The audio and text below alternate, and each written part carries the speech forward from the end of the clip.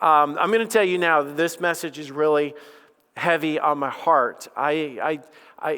This is about prayer. It's about walking with God. Daniel had this walk with God. And I'm so burdened about this because I think in our lives we crave that Daniel in the lion's den victories. Not saying, God, throw me to the lions, or I want to be in that situation at all. None of us would ever want that.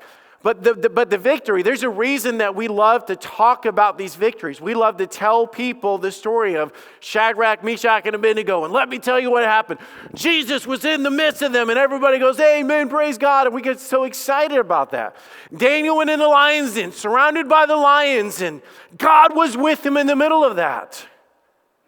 We love these stories. But the question is, do we get so wrapped up in the victory that we forget about the walk? It wasn't just the victory that I had, and I think that is a problem that we're challenged with even today in church when it comes to songs. We sing songs about the power of God, the move of God, and I love the song Waymaker, Miracle Worker, Light in the Darkness. God busts through and does what man cannot do. I love this song about the same God. God, you were with Abraham and Isaac and Jacob. You were with Mary. You were all those. And God, I need you to be with me too. But the thing is, God's not just wanting our hearts to crave the victory that they had, but the walk that they lived as well. Right. If we don't learn to walk the walk and not just crave the victory, then we're never going to have the victory if we don't walk the walk. Right. Yep. There's two parts to this. Let me show you this. In Ephesians chapter 6, and we'll be in Daniel in just a minute, he says, finally, my brethren, be strong in the Lord and in the power of his might. You know what the word strong implies? It literally means to have more strength than what you normally do. To be strong in the Lord. The opposite of being strong in the Lord is to be weak. Now, let me share my heart with you guys. Don't get mad at me. Just hear my heart. I believe in our generation that we have a lot of Christian wimps. Christian wimps. We love the t-shirts that talk about the power of God. We love the names of God. We love services. We love the Spirit moving in the worship services, and we get so wrapped up in those.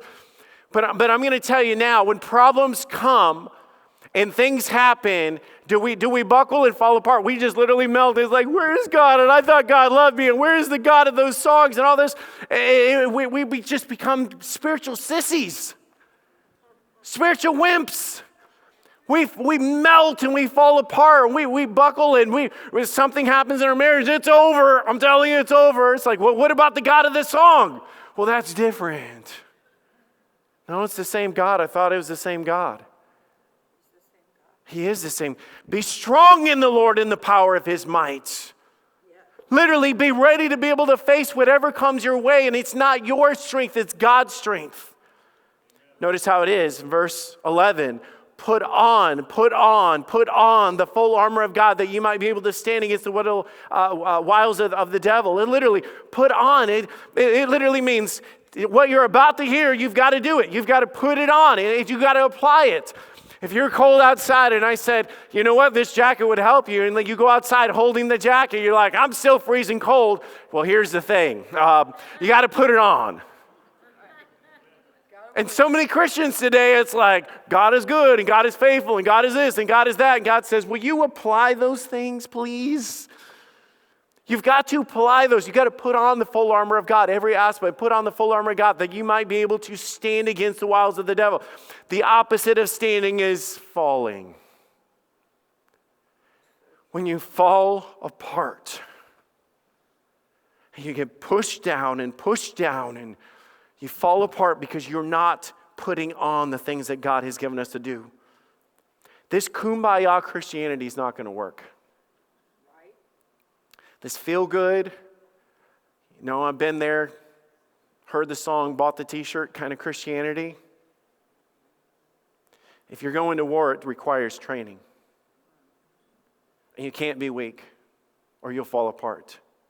It says this, if you go down the end of it, it tells us how to train or what to put on or what to do. It's the application of this. Verse 17, take the helmet of salvation and the sword of the Spirit, which is the Word of God.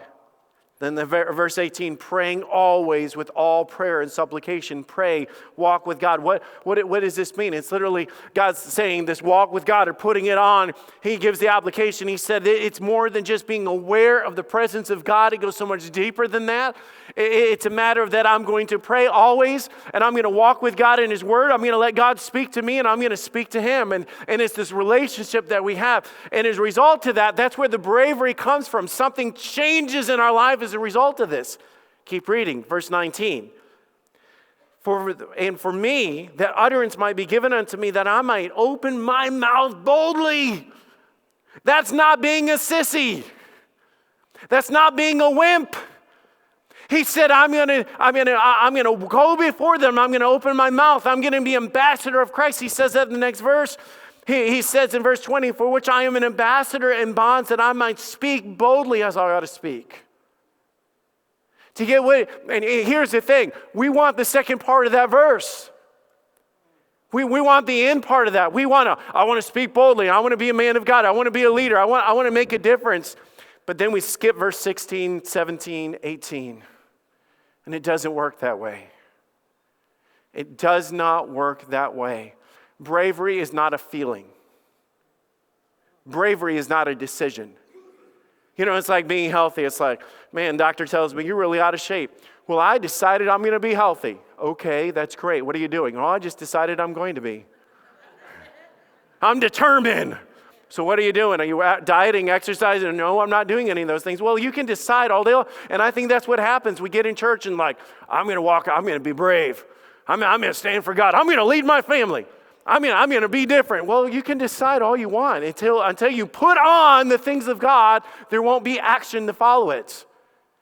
It's the way that God created it. Now, let me remind you, our identity comes from Christ. You want to know what you do? It comes from Christ. So we put this in reverse. Bravery comes from faith. Faith comes from conviction.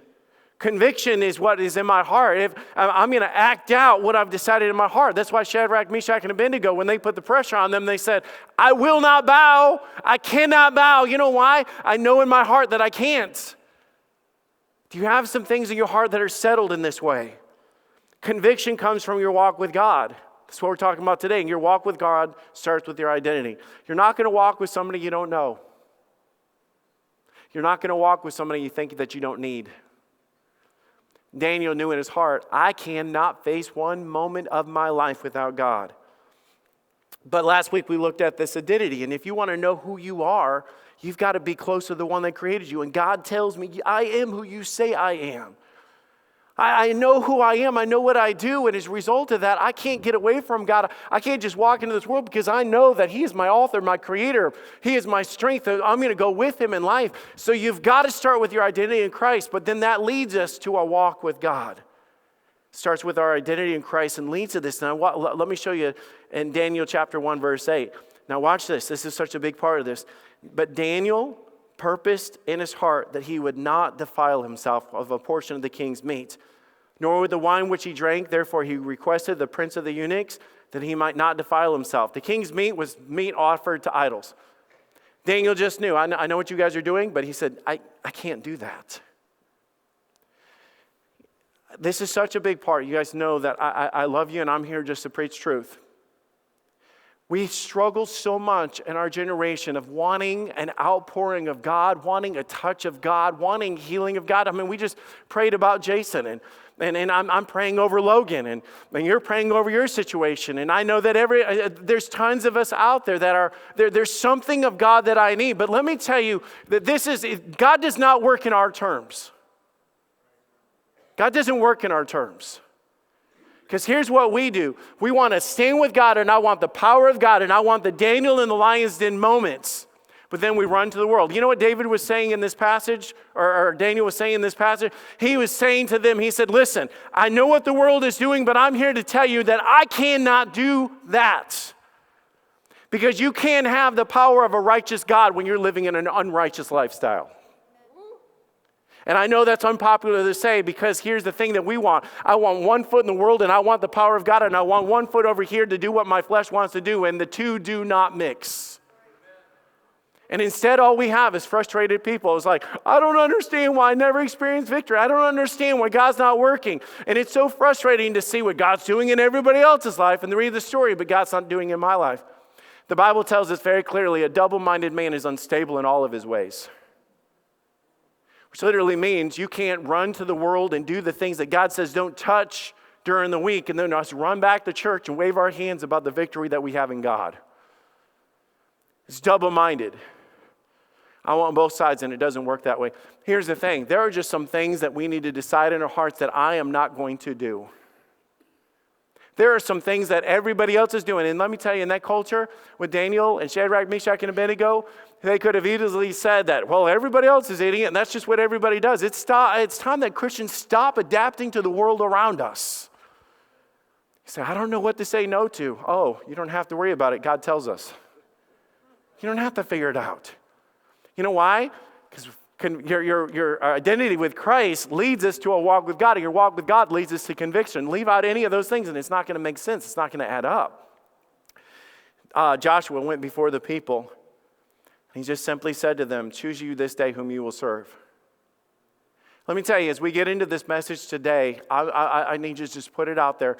A lot of the things that we're going to talk about today will never happen in your life until you make a decision to follow Jesus. Just choose you this day. And I put it right here. I say, hey, isn't it cool to see the teens over here? You guys thrill my heart. I love to preach and see you guys over here. I love this. This is awesome. I love hanging out with this group. You want to know, be part of something where God is working, God's moving. It's in these teens' lives. I love this. Yeah. But I can tell you, the future of the teens to see what God's going to do is the decisions that you make in your life. Joshua said, choose you this day whom you will serve. But he said, it's for me and my house, we're going to serve the Lord. I know that's right. It's just made up in my mind that I don't care what the world does and I don't care about the direction that they go, but I just know me, that there's not a chance in the world that I can adapt to that. I am not going in that direction. There's just some things that you need to say no to. There's some things that you need to cut out of your life. You know why? Because you cannot serve both. A double-minded man is unstable in all of his ways. We're called to be Christ-like. Well, here it is. They honored Daniel's request. They knew that there was something unique and special about Daniel. They knew that something was there. And they put Daniel on a whole different diet. And after a certain amount of days, they went back to him, and they were healthier than everybody else. It's amazing how God will open doors and bless you when you just decide to do things God's way. But in our minds, we're thinking, I can't do that. Everything's going to fall apart. I won't be popular. I won't get the raise. I won't get the position. I won't be able to play whatever the thing is in the situation that you're in. The devil will play mind tricks on you just saying your life is going to fall apart. In reality, when a man's ways serve the Lord, when a man's heart serves the Lord and pleases the Lord, God makes even his enemies to be at peace with him. That's what God does. And so here it is. God turns this around. Now watch what happens. God does great things to this. In Daniel chapter 1, verse 9, now God hath brought Daniel into favor and tender love with the prince of the eunuchs. God was using their testimony to be able to do something because they stood out. There's something different and unique about these guys. We've lost our distinction today. When we adapt to everything, we bow to everything, we just, whatever it is, to go with the flow, we lose our distinction in life. But watch what God does when we begin to reject the way of the world and we live unto God. Verse 17. And he says this, for these 4 children, God gave them knowledge and skill and learning and wisdom. And Daniel had understanding and all vision and dreams. And at the end of the days of the king said that he should bring them in. And the prince of the eunuchs brought them in before Nebuchadnezzar. And the king communed with them. And among them all was found none like Daniel, Hananiah, Mishael, and Azariah. Therefore, they stood before the king. There was a reason. Let me tell you, this is so cool. I can't wait till next week's message because I'm telling you that all of this is going to make sense. But everything that they were going through, the separation, living unto God, I can't do this, I'm going to pray 3 times a day, was all a setup for God to be glorified. Everything that they were going through. Here's these guys that were outcasts. They came in exile, and they're standing before the king. God opened doors of opportunity that they would have never had. And I can't wait to explain what that looks like next week. God opens doors to people that love him and want to serve him. God's going to open doors for you guys when you say, I'm not going in that direction. I'm going to please God. And you're thinking, I'm not making a difference. You have no idea that the trial that you're going through today is a setup for the glory of God tomorrow. I know that. It's a setup. That's what's going on in this passage. And in all matters and wisdom and understanding that the king inquired of them, he found them 10 times better than the magicians and the astrologers which were in his realm. Now, how could that be? You know, it's funny. If you want to know the truth, just go to the people that have the truth. Right? I'm an ambassador, but I'm not an ambassador of Fellowship Baptist Church. I know that. I'm not even an ambassador of being a Baptist. I'm an ambassador of Jesus Christ. Yep. See, when I walk with God and I get to go into the world, I carry with me something that they need. And they were like, I don't know that Daniel guy and his buddies that he hangs out with. When I get around them, I hear truth in a way that I don't hear from anybody else because Satan is a liar and he's the father of it. Yes. Christians should be ambassadors of the truth of God's word. They found help in God's people. Daniel 1, verse 21, and Daniel continued even to the first year of Cyrus, King Cyrus. So let me break this down. What I'm about to show you guys right now would radically change our church. When I say I have a burden for what I'm about to preach on, I mean this so much. I have a burden for what I'm preaching on. Let me put it this way. What I'm preaching on today is one of the most important messages I've ever preached in all my life.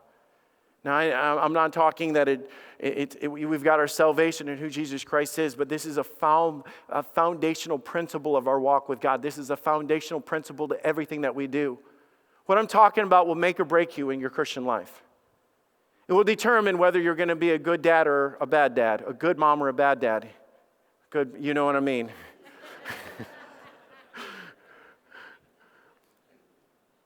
But it's all right here in the foundation of this.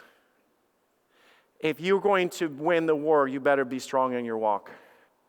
Watch what happens. Daniel chapter 2, verse 1. In the second year of the reign of Nebuchadnezzar, Nebuchadnezzar dreamed dreams, wherewith his spirit was troubled, and his sleep brake from him. And the king commanded to call the magicians and the astrologers and the sorcerers and the Chaldeans, and to show them the king's his dreams. So they came and stood before the king, and they said unto him, I have dreamed a dream, and my spirit was troubled to know them. So he brings in all these people. Now Shadrach, Meshach, and Abednego and Daniel was not brought in with them, but they're all standing before the king. Every one of them, one by one, admitted to them, we have no idea how to interpret your dream. They had no idea. They had no knowledge of this. They had no skill to be able to back this up. They were lost in their words. They didn't know what to say or anything what to do. They were in trouble. The king gets mad. He responds and says, if you're not going to help me in this way and I had this dream, I want you all dead. So he puts out a decree that they're all going to die. I want you guys to look at verse 13. And the decree went forth to the wise men should be slain. And they sought Daniel and his fellows to be slain. Let me tell you guys, the lion's den was not the first opposition that they faced. And a lot of times we're like, Daniel in the lion's den. And Daniel would be like, well, let me tell you, way back over here, they threatened to kill me before I ever was thrown in the lion's den. Shadrach, Meshach, and Abednego would tell you, well, hey, before that ever happened, we were up against the fiery furnace. You guys realize that if you can't handle some of the little issues today, you'll never handle the big issues that are coming our way. That is why we don't, never mind, let's keep going. I'm getting there. I'm going to ask you guys, what did they do? What did Daniel do? Daniel didn't run in fear. Daniel didn't fall apart. Daniel didn't shake his fist at God going, where are you? I thought you loved me. I thought you cared about me. None of these things happened. Your walk with God today will determine the strength and trials tomorrow. You want to know how strong you'll be tomorrow? I'm going to ask you, what are you doing today? Your victories tomorrow depends on your prayer life today. It's as simple as it gets. And we are a generation, we are people that are so busy that the idea of having time alone with God is something that we try to squeeze in when we can. We have lost our priorities, which we have lost the power of God. We crave it so bad, we talk about it, we sing about all these things, but your spiritual disciplines today determine the victories that you'll have tomorrow. Notice verse 15. And he answered and said to Arioch, the king's captain, why is the decree so hasty from the king? And Arioch made this thing known unto Daniel. And Daniel went in and desired of the king that he would give him time, that he would show the king the interpretation. Daniel went into his house and made the thing known to Hananiah, Mishael, and Azariah, Shadrach, Meshach, and Abednego, his companions, that they would desire mercies of the God of heaven concerning the secret. And Daniel and his fellows would not perish with the rest of the wise men of Babylon. And it was that the secret was revealed unto Daniel in night in a vision, and Daniel blessed the God of heaven. Daniel gets on his knees, and he goes straight to God before he ever faces the issue. Daniel gets on his knees, and he goes to the God that made him, where his identity came from, in order to face the trials of today. Bravery requires us to walk with God. Requires us. We must have spiritual disciplines in our lives. I'm not saying it's optional. The things that I'm giving you right now, I'm not going to say are good recommendations. I am telling you right now, this goes from standing or falling, winning or losing, being defeated in life or having victories in life. What we're about to talk about is a make or break deal. It's not an option. If it's not in your life, be prepared to fail. If it's not in your habits, be prepared to fall on your face. Don't get up and blame God when God gave us the battle plan and say this is what it is. Don't blame God for being cold when you don't put on the coat. These are the spiritual disciplines that he explained in here. Bravery requires us to walk with God. Number one, we must have spiritual disciplines in our lives. You have to. The Bible says in 1 Timothy 4:8, for bodily exercise profit a little, but godliness, that is living unto God, the things that we know, is profitable unto all things. Literally, he uses this comparison, and I'm going to use the same comparison as we get into this.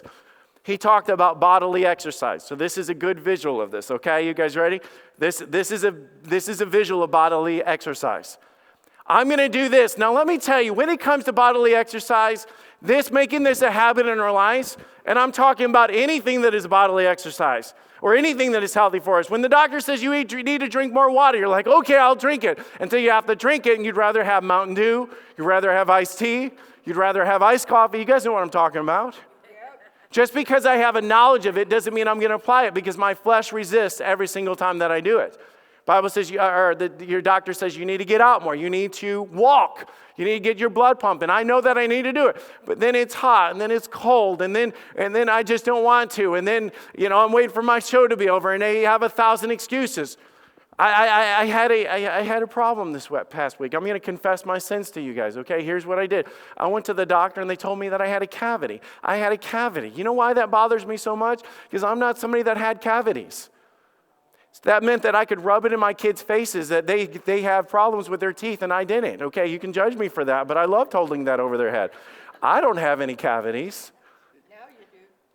I didn't know you could get yeah, now I do. Thank you, sister. Keep me humble. Keep me humble. You're welcome. I said, ma'am, I don't even know where I'd have a cavity. I check my teeth all the time. She said, the cavity is between your teeth. She said, do you floss? No, I don't floss. That hurts. It's uncomfortable. It's like I did that. She said, if you don't make that a regular practice in your life, then you're going to continue to have cavities in this way. The decisions and the things that you do today will determine the outcome of your life tomorrow. Let me show you some of these. And this is off topic, but it's not off topic. See, the things that we do when it comes to spiritual things like this is uncomfortable. It is needed for my life, but it's not easy to do. And some of these things that I'm going to tell you in our life, there are things that we know we should do, but they become uncomfortable, or we justify why we don't do them. Spiritual discipline number one that God's given us is to pray. Daniel chapter 2, Daniel chapter 6, and Daniel chapter 9. You know what all those things are about? Is Daniel getting on his knees before God and him praying. Praying is more than just this, now I lay me down to sleep. I'm not talking about kumbaya Christianity. I'm not talking about going through the motions. And I'm talking about more than just, hey, we need to pray before we eat. This is understanding that when Jesus was going into the wilderness, he prayed and fasted before he went to the cross. He prayed and fasted. The Bible is very clear that without the power and the presence of God, we fall apart. You cannot make it without praying. So the rest of this will be about this. Number 2 is our Bible reading. The Bible says, study to show thyself approved unto God, a workman that needeth not to be ashamed, rightly dividing the word of truth. I'm telling you, Sunday is great. Sunday is great. Listen to this. This is the problem that we have with our lives. When it comes to Bible reading, when it comes to praying, when it comes to fasting, Jesus gave us this spiritual discipline. You fast. When he was talking to the disciples, he said, when ye fast, not if you fast. We want the outcome and the pouring of God and the presence of God working through our lives. But I'm going to just ask you, when's the last time we fasted?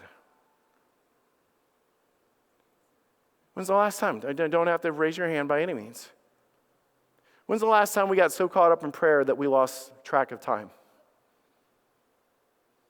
How is it in our generation that we can advertise a potluck and have to put out more chairs and tables?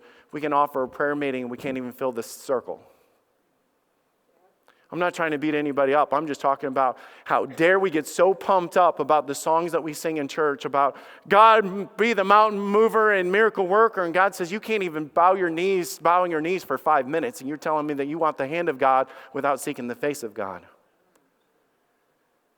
We have issues today, and we're constantly failing, and we're constantly falling, and we're constantly weak, and we blame God for it.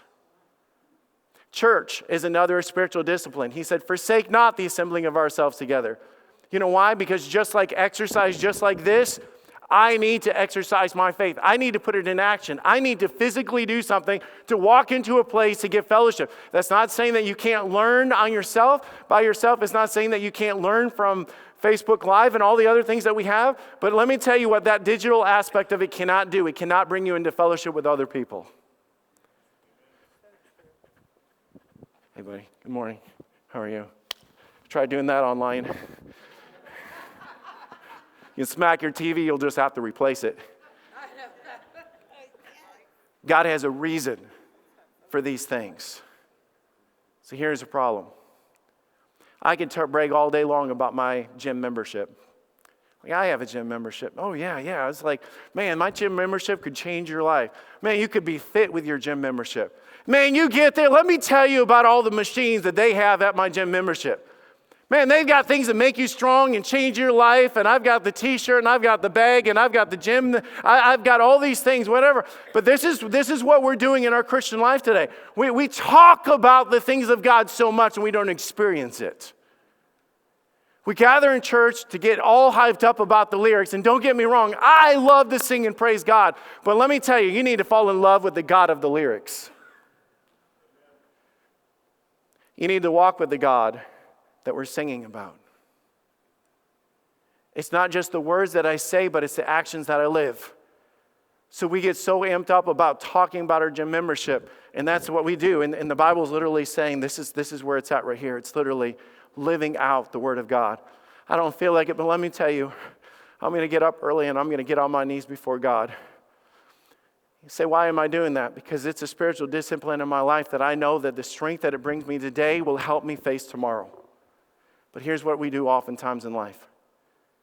It's like I'm unfit, and the doctor says, if you don't do something about your health, you're going to get in trouble. So what do? We run over here. It's like, okay, all right, I'm going to do better. I'm going to join the gym. I'm going to drink water. I'm going to drink a gallon of water. I'm going to take 5 vitamins today. I'm going to do all these things. 2 days later, you're done with it. You guys know that I'm being serious about that. You guys know exactly what I'm talking about. It gets amped up in our head, but it's the same thing we do spiritually. We start having problems with our kids, and then we run to church. We start having problems in our marriage, and then we run to this.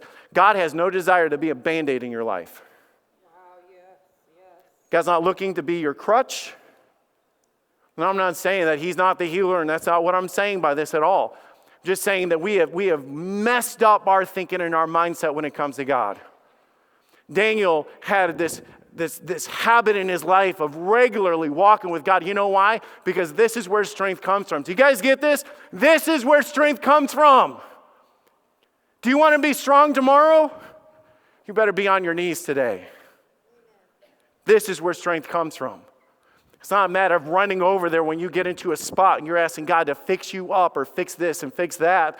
Put your kid into counseling and I'm not saying none of those things are bad, but I'm telling you right now, what are you doing with your walk with God? Let me show you what Daniel does. We must make it a priority to pray. This is how we walk with God. Daniel in chapters 1 and 2 were the beginning of their captivity, and time passes by. By the time Daniel goes into the lion's den, at the beginning of Daniel, do you guys know how old Daniel was? It was speculated that he's in his teenage years. He was a teenager. By the time Daniel walks into the lion's den, he's in his 80s. They were in captivity for 70 years. Do you know what I find when they threaten Daniel at the beginning of it? You find him praying on his knees before God. You know what you find at the end of it? You find Daniel on his knees before God. It wasn't Daniel ran to God because he had problems. He walked with God because he knew he would have problems. That is the difference in every one of our lives. And I'm not just talking about praying. I'm talking about fasting. We want the breakthroughs. We want the spiritual breakthroughs that God's going to give us, but we don't want the spiritual disciplines that lead to those things. No spiritual disciplines, no spiritual strength. That's just the way that it is. And until we wake up to the reality of these things, it's not going to change. But Daniel had a priority in his life to pray. Daniel hears that they made this decree that anybody that prays, that they're going to be thrown in the lion's den. Now I'm fast forwarding a little bit. Let me show you what Daniel does. Now when Daniel knew the writing was signed, he went in his house, and when the windows being opened to the chamber towards Jerusalem, he kneeled down on his knees 3 times a day and prayed and gave thanks to God as he did aforetime. Then these men were assembled and found Daniel praying and making supplication before God. Let's just be honest. We struggle to pray. You don't have to raise your hand. I'm just being truthful with you, as we struggle to pray. We can talk about with prayer, we can move mountains, but we struggle to even turn off the TV early enough, or to turn off our TikTok viewing, or whatever we're doing, that time that we invest in all that. We find times to do everything in the world, to consume our time and consume our mind, and yet we talk about the power of God coming through prayer, and yet we don't make a habit or a spiritual discipline in our lives to do these things. Now, what was going on in Daniel's life? They literally said, if you pray, you're going to die. Do you know what Daniel did when he found that out? Got on his knees and began to pray. You know what the priority was? You can take my life, but please don't try to take me away from my God. Even in the facing the lion's den, I need God more than I need anything. Let me ask, what does it take to alter our prayer life today? It could just be the season finale and we can't turn off the TV and all of a sudden we don't have time to pray. Could be because we got in line too fast, or the line was going too slow at a fast food restaurant. We didn't have time to pray. It made us late for work or whatever. It's just our priorities have gotten so off whack, and all of a sudden we realize that the power of God that changes everything. The power of prayer is our connection to God as a whole. Prayer is our defense against the enemy. How can we possibly survive without praying? And yet we find our weeks filled with absence of prayer. What has happened to us? What has happened to us? I want to do whatever it takes to stop in the service to pray. I want to spend more time with my kids at home in prayer. I want to shut the mouths of lions, and I can't do that without being in the prayer closet with God. I don't want fancy song lyrics. I don't want emotional feelings. Because the thing is, the lions are out there, and we're being ripped apart. And Daniel purposed in his heart that he was not going to be defiled with these things. And he had this relationship with God that was so real and passionate in his life that he knew that it came to life or death. I choose death if it means that I have to stop praying. And what are the odds out of all the things that the enemy was going after, that they went after his prayer life? Yep. Have you ever thought about that? If you pray, we're going to kill you. If we're praying, why? Because the enemy is going to try to take away the thing that means the most to God. The enemy's going to go after the thing that has the most power between us and God. And I think in our generation, a lot of times it has worked. We lack in fasting and praying. We lack in Bible reading. We lack in these things. And I'm not beating us up. Can I tell you guys that, man, God's done so much in my heart to open my eyes to this, because I promise you, when you walk into the lion's den, you're going to know that you can't do that without God. Yep. How does that work when you need strength? Let me ask you guys, when you really need strength and you walk to the gym, okay, here we go. Let's do this thing. Does it work that way? Does it work that way? Actually, a lot of times when you walk out of the gym, you're more sore than when you went into the gym. Because it's a walk with God, not just an experience with God. It's a journey with God. The Bible talked about in John 15:4, abide in me and I'll abide in you. As the branch cannot bear fruit in of itself except it abide on the vine, no more can ye except you abide in me. I am the vine, ye are the branches. He that abideth in me and I in him, the same bringeth forth much fruit. For without me you can do nothing. Without me you can do nothing. We find our strength in God. Last thing, we must develop a passion for prayer. We have to have spiritual disciplines. I'm telling you right now, there must be spiritual disciplines in your life. If you don't have them, you are just choosing to be weak. You're choosing to fail. You must have this priority of prayer. It's got to be do or die in my day-to-day. I don't care if they throw me to the lions or find what's going on in life. I've got to get before the throne of God. But we also must develop a passion to pray. You know why I say it that way? Because it's not, I need to squeeze this in. It's not passive. It's not just getting by. Notice when Daniel prayed, look at what he did in verse 10. Now when Daniel knew the writing was signed, he went into his house, and his window being open to the chamber towards Jerusalem, he kneeled down on his knees 3 times a day, and he prayed, and he gave God thanks to his God as he did aforetime. Now notice this is what Daniel did. Just to lay it out, you say, I don't know what this looks like. Number 1, Daniel simply got alone with God. Daniel got alone with God. I think this is important because corporate prayer is great. This time in class is great and life group is great. But I'm going to challenge you. When is the last time that you just got alone with God? Shut the door and open your heart between you and God. He got alone with God. Next, he turned his attention to God. The Bible says that his windows were open, being towards the chamber of Jerusalem. Where does your help come from? Now, you can read into this all that you want, but this is simply that Daniel got before the window, kneeled down on his knees, looked out the window to the place where his help came from, the place that he came from, the place that represented God. Where does your help come from? My help doesn't just come from OSU, although I'm very thankful for OSU. And my help doesn't come from Chase Bank. And my help doesn't come from the government or my 401k. My help comes from God. So why aren't we just running to God first?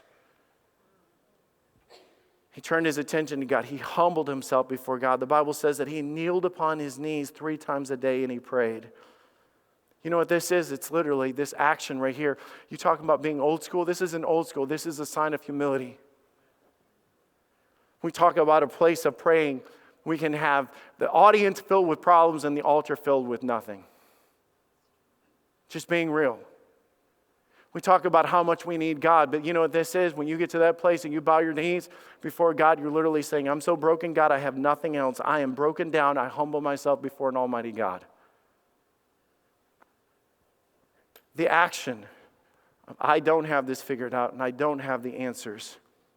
He faithfully walked with God. The Bible says that he did this 3 times a day. And I'm just saying it's a checklist of 1, 2, 3. It's not about the checklist, but it is about having consistency. And he thanked God. And the Bible says in verse 10 at the end of this, and he gave thanks before his God as he did aforetime before. Do you know how crazy that is that he did that? You think about that. They literally say to him, Daniel, if you pray, you're going to die. You're going to die. Not just die. Because remember, he's not just saying that he's going to die. He's going to be tortured, ripped apart. I can't even imagine what this thought of this intimidation factor was going to go into the mindset of this. Daniel got on his knees in the brokenness before God. And he just was like turning his eyes and his attention towards God. And like at the end of his prayer, he's not just humbled before God, because I'm telling you, Mom and Dad, you cannot do this by yourself. And as a pastor of this church, I cannot lead this church without God. We can't face cancer. We can't fix the addictions in our kids' life, or the depression that we feel, or the anxiety that is overwhelming us. Then why are we not on our knees? Because this is a matter of I've got this, until God drives us to our knees to say, I don't have this. I don't have this. His mindset was literally in the middle of that, Lord, I thank God I'm going to do it just like I have before. Do you know what thanking God does? It draws your attention back to what God already has done. It draws your attention back to the goodness of God that He has had. I'm thankful. I've got scans for Logan a week from tomorrow. We go back into this lion's den again, wondering what we're going to hear and what we're going to find out. And you know what I want to do before I get in there? Not only am I going to pray, but can I thank God that today Logan does not have AFib that I prayed for a year to go away. Logan does not have a high heart rate that we prayed for a year to go away. Logan does not have a cough. You know why? Because God took it away. God did that. Logan's not on heart meds today because God took that away. Logan is not fatigued today because God took that away. You say, what is the big deal? Because a lot of times we get so discouraged with what we're going into that we forget about what God's already done. And that is why we worship. I'll tell you, I will spend that time during the week with my God. I'm going to be on my knees. I'm going to be praying out to God. I'm going to do that on Monday and Tuesday and Wednesday, Thursday. You know why? Because I need Him every day. And my flesh will sit there and say, just go away, you've got this, and don't worry about it. Just like we do physically speaking. But my conviction in my heart says, no, I need Him more than I need anything. What I do today, they determine the strength for tomorrow. Because that is what led to shutting the lion's mouth when he got into that pit. It wasn't because he decided to be brave, but because he decided to walk with God. And until we get back to being broken on our knees before God, then just get used to losing. Just get comfortable with losing. Because unless you abide with God, you can do nothing. That's the transformation that God's looking for in our lives. Humility, brokenness, reaching out to an almighty God, asking Him to do in our lives what we cannot do for ourselves.